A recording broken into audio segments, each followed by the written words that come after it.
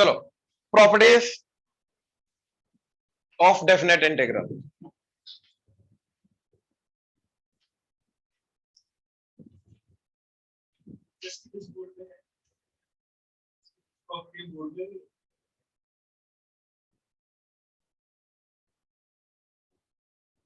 पहली बात तो अलग अलग करके लिखिए, उसको कंबाइन करके जो प्रॉपर्टीज आती है वो 6 से 7 ही जाती है, बोर्ड वाली जो, ठीक है ना। वो जो तू 10 बोल रहा है ना, वो एक्चुअली में 6 से 7 ही है। हाँ, वो 6 से 7 ही है, अभी मैं बताऊंगा, 6 से 7 ही है। ठीक है, करें, शुरू करें। राइट, सबसे पहली प्रॉपर्टी देखो इधर, integration a to b f x D x is equal to minus of integration b to a f x D x. मतलब, ठीक है, अगर मैं लिमिट्स को इंटरचेंज कर दूंगा तो एक नेगेटिव साइन जनरेट हो जाएगा। ठीक है, कल जो हमने इसका मीनिंग देखा था अलजेब्रिक एरिया, उसके थ्रू देखोगे तो एक सेकंड में समझ में आ जाएगा कि अगर ये ए टू बी इंटीग्रेशन जा रहा है तो ऑब्वियसली बी टू ए क्या होगा, उसी का। बहुत इजी है समझना, ठीक है। एंड इनफैक्ट काफी हद तक प्रॉपर्टीज को उसी के हिसाब से समझना तो इजी हो जाएगा समझना, बहुत इजी हो जाएगा। ठीक है, अब इसको एक और तरीके से देख सकते हैं, क्या कि भैया देखो, F of x D X integration, अगर मेरा G of X plus C है तो मेरा integration F of x D X A to B क्या जाएगा, G of X A to B, that is G of B minus G of A. हाँ है ना, राइट। और सिमिलरली ये क्या जाएगा, राइट हैंड साइड, ये जाएगा G of A minus G of B, उसी का नेगेटिव करोगे तो जाके इसके बराबर होगा, अदरवाइज नहीं होगा। बेसिकली इसी में से नेगेटिव साइन कॉमन ले लिया गया, तो G of A minus G of B बन जाएगा, यानी कि upper limit of G of A आ जाएगा, lower limit G of B आ जाएगा, तो G of B G of A minus G of B हो जाएगा। क्लियर हुआ, पक्का? ठीक है। सेकेंड, मतलब इसको ऐसे याद रखना है कि अगर मैं लिमिट्स को इंटरचेंज करूंगा तो यस, फर्क नेगेटिव साइन में पड़ेगा, इससे ज्यादा और कोई मैग्नीट्यूड सेम रहेगा। राइट, अगला second, integration F of x D x is a to b is integration F of t d t a to b. मतलब इंटीग्रेटिंग वेरिएबल के नाम से फर्क नहीं पड़ता, इंटीग्रेटिंग वेरिएबल के नाम से फर्क नहीं पड़ता। अरे कुछ नहीं करना, इसको एक्स को टी ले लो तो dx क्या आ जाएगा, dt, तो ये बन जाएगा एफ ऑफ टी, ये बन जाएगा dt। अब x इक्वल टू टी है, राइट, a पुट करो तो t भी क्या आ जाएगा, a, b पुट करो तो t भी क्या आ जाएगा, b। बात करो, क्लियर हुआ? एक दो मिनट, ठीक है। हाँ जी, क्लियर हुआ जे? श्योर? यहाँ पे मेन पॉइंट ये है कि इंटीग्रेटिंग वेरिएबल से फर्क नहीं पड़ता, ठीक है। अच्छा, अब ये चीज देखो जरा,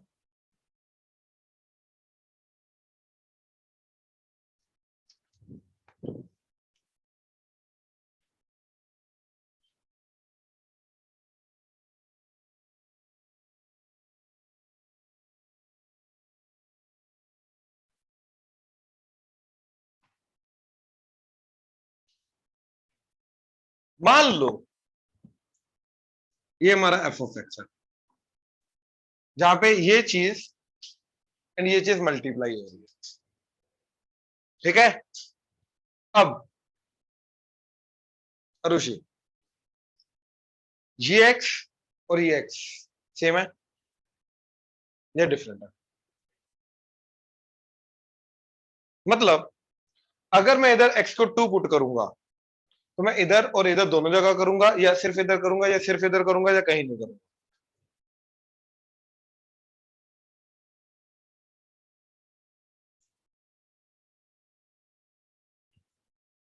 कहां पे करूंगा मैं?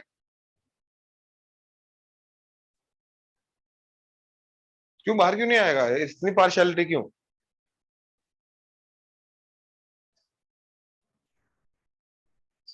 दोनों जगह है। दोनों जगह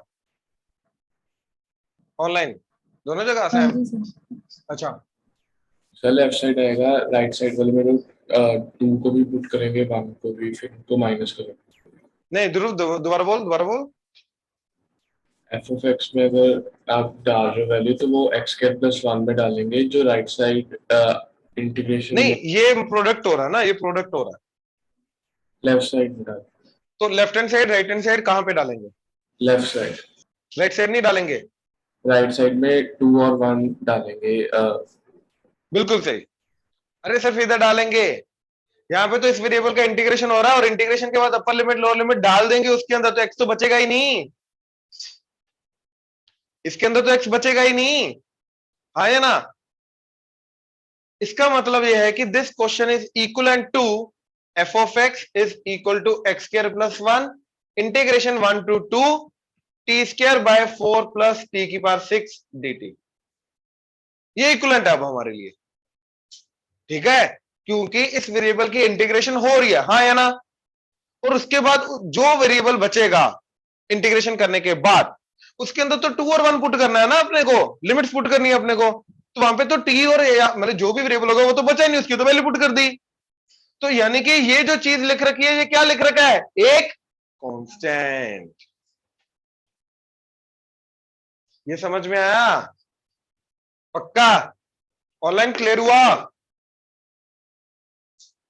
अब यहां पे ये थ्योरम काम में आ गई हमारे, यस वेरिएबल का नाम चेंज कर सकता हूं ताकि कंफ्यूजन ना हो मेरे को कि भैया इनपुट क्या है, एक्स क्या है, तो इधर एक्स को हम सब्स्टिट्यूट नहीं करेंगे। ऑनलाइन क्लियर हुआ? Yes sir, yes sir. Right, ये नोट करो।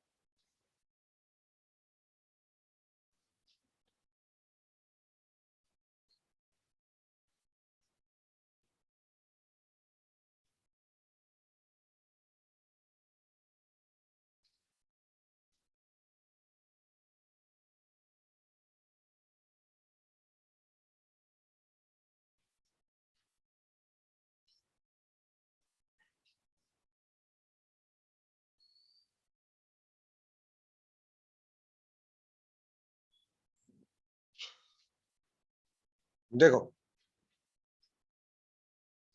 ए टू बी इंटीग्रेशन जो होगा एफ ऑफ एक्स डीएक्स का, that would be equal to a to c plus c to b f of x dx, f of x dx. ठीक है, अब इसको ऐसा सोचो, ये ए है, ये बी है, और बीच में कहीं ना कहीं सी है। तो ए टू बी एरिया जो निकाल रहे हो, पहले ए टू सी निकालो, फिर सी टू बी निकालो, और उन दोनों का ऐड कर दो। समझ में आया? तो ऑब्वियसली ये एरिया प्लस ये area would be equal to ये सारा का सारा एरिया। तो ये सारा का सारा है, ये दोनों का सम है। क्लियर हुआ? हाँ जी, क्लियर हुआ? हाथ नीचे, पीठ सीधी, सारे क्लियर हुआ? ये पीठ सीधी का क्लियर हुआ? पक्का? ऑनलाइन क्लियर है ये? Yes yes sir. But yes sir. Main question इसके अंदर ये है कि क्या जरूरी है सी बीच में हो? क्या सी बाहर हो सकता है या नहीं? जरूरी है सी ए टू बी के बीच में हो? मतलब एक्स डीएक्स 1 to 4 अगर मैं कर रहा हूं, तो क्या इसको मैं ऐसा लिख सकता हूं, इंटीग्रेशन एक्स डीएक्स 1 से लेके, ठीक है, लेट्स से 1000 प्लस इंटीग्रेशन 1000 से लेके 4 एक्स डीएक्स। तो क्या ये वैलिड होगा या नहीं होगा? रीजन,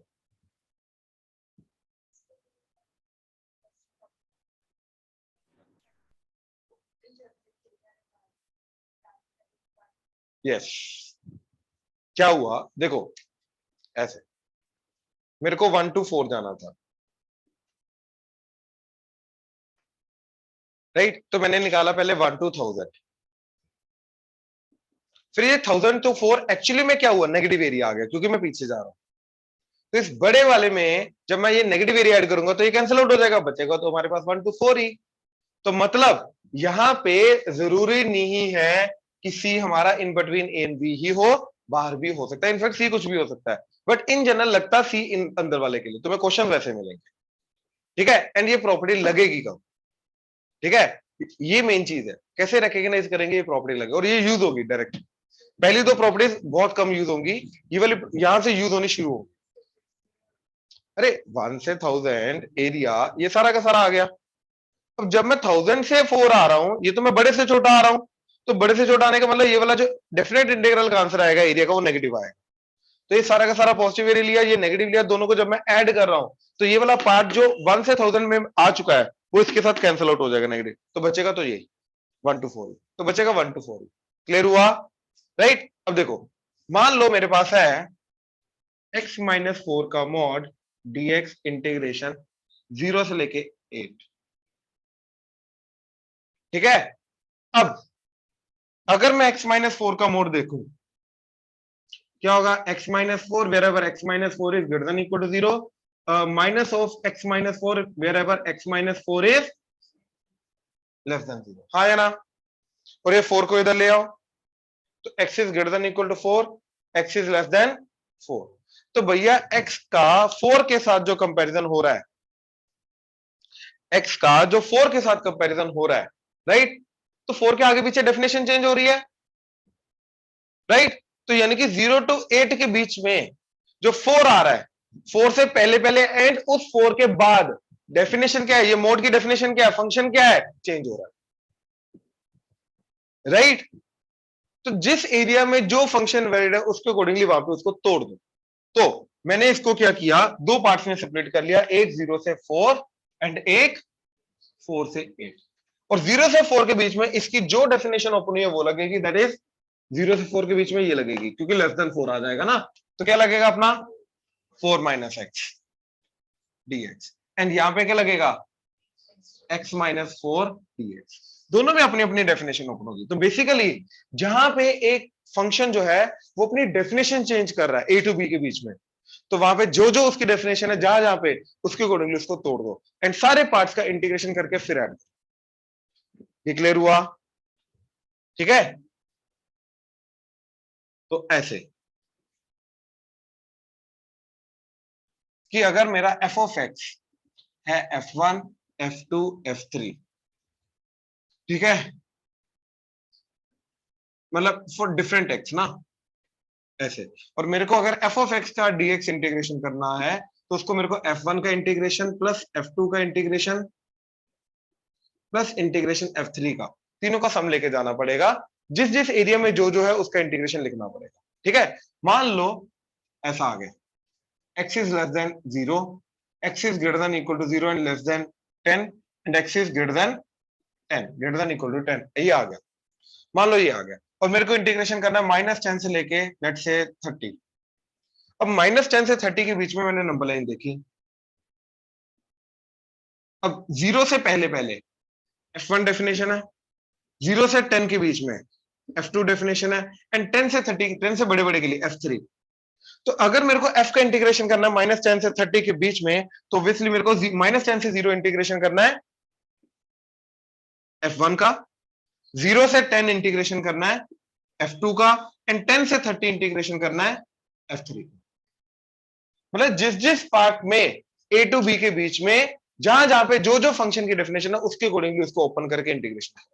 पॉइंट क्लियर हुआ, राइट, श्योर, ऑनलाइन क्लियर हुआ ये, Yes, sir. राइट, नोट करो।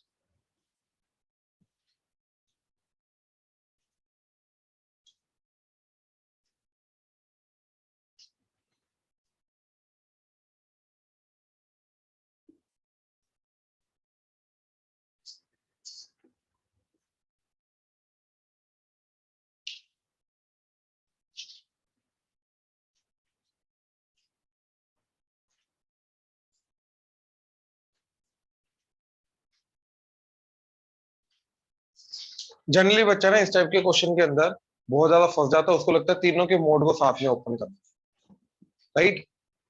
तो पहले वो याद है 11th में देखा था हमने इनइक्वालिटी वाला, जिसके अंदर मोड को तीनों को ओपन करते थे, ऐसा कुछ नहीं करना। यहाँ पे क्या करना है, तीनों को अलग अलग कर दो।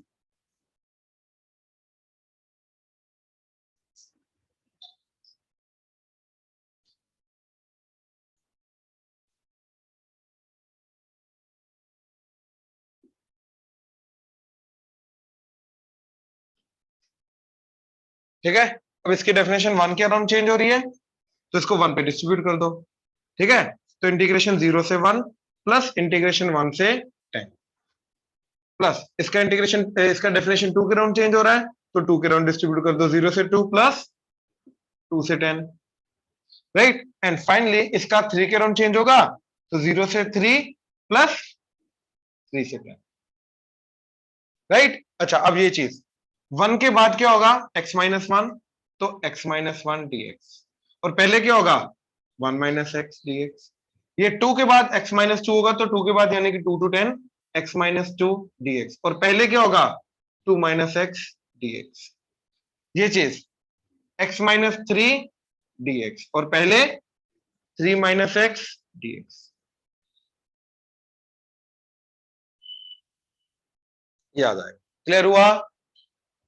हाँ जी, क्लियर हुआ? श्योर? ठीक है।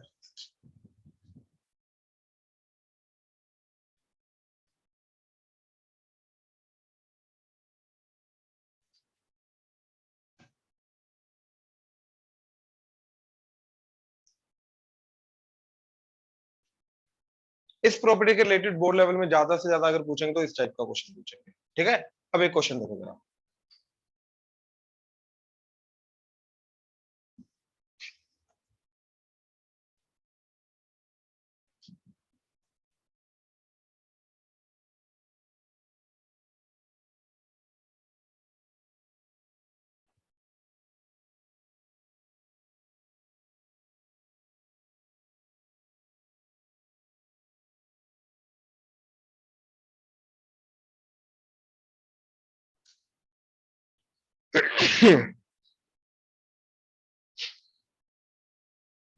तो फ्रैक्शनल पार्ट ऑफ एक्स 0 से 10, फ्रैक्शनल पार्ट ऑफ एक्स 0 से 10.5, यहाँ पे मैं बॉक्स एक्स भी डाल सकता हूँ, राइट। अब ध्यान से देखो, अब जो फ्रैक्शनल पार्ट ऑफ एक्स होता है,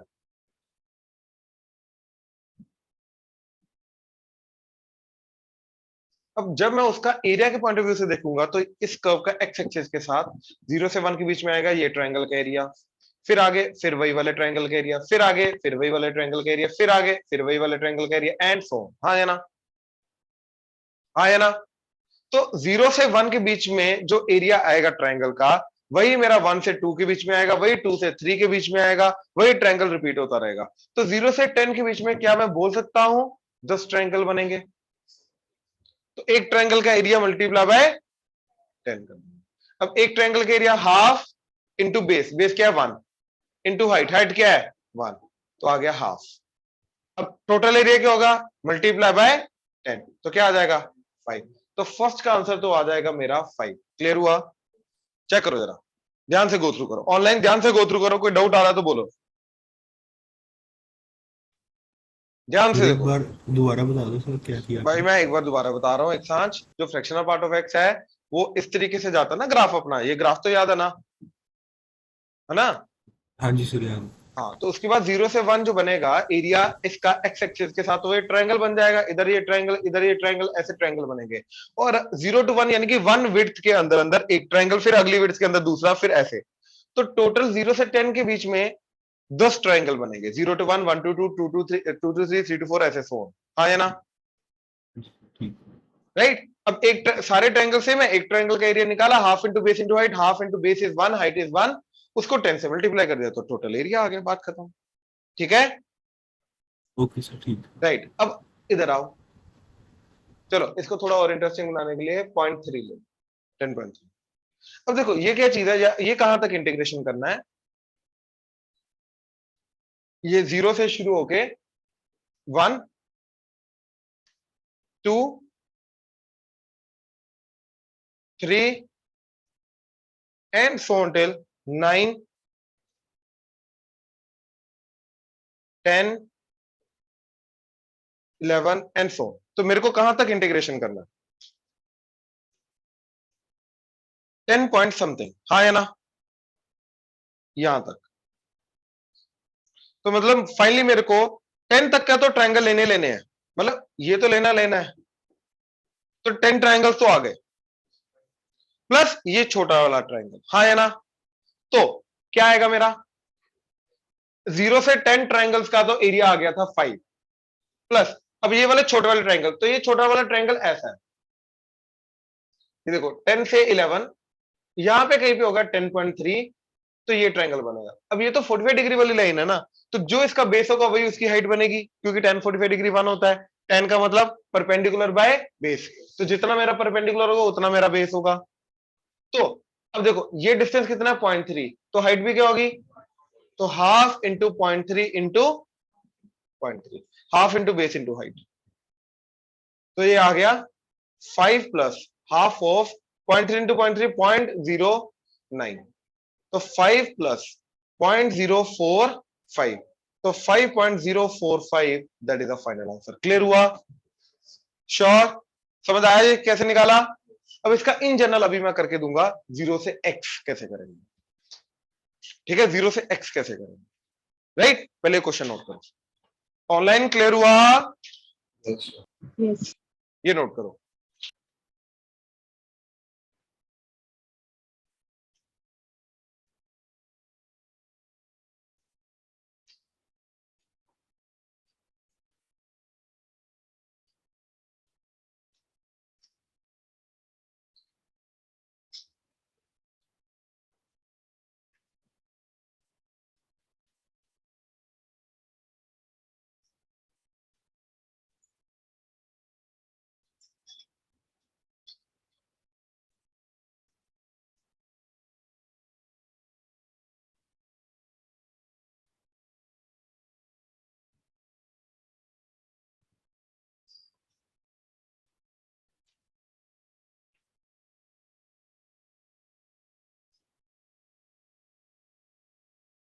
अब इन जनरल,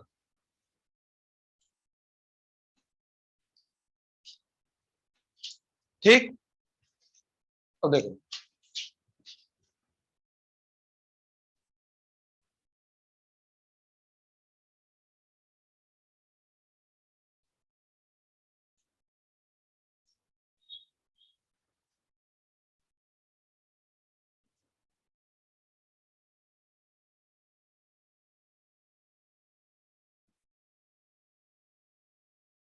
मान लो यहां पे कहीं पे x है, इंटीजर नहीं है ऑब्वियसली, यहां पे कहीं पे x है, रैंडम इंटीजर होगा, अपने अपने आप ही उसके अकॉर्डिंगली चला जाएगा, ठीक है।